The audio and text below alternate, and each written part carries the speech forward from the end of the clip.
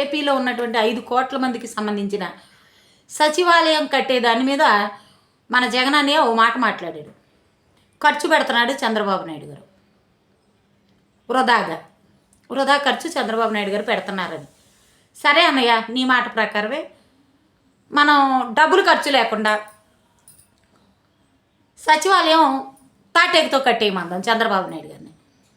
చుట్టూ తాటేకు గోడ కట్టేయమందాం.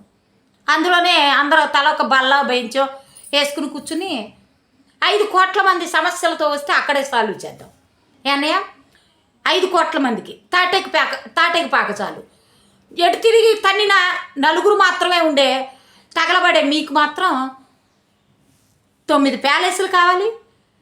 ఆ 9 ప్యాలెస్లు కూడా ఎకరాల్లో ఉండాలి.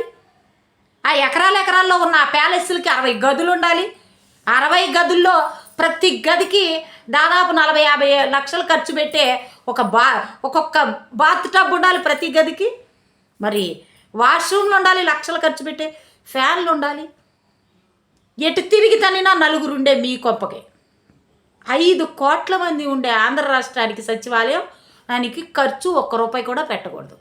అంతే కదన్నయ్య, నువ్వు సూపర్ అన్నయ్య, సూపర్ అంటే సూపర్.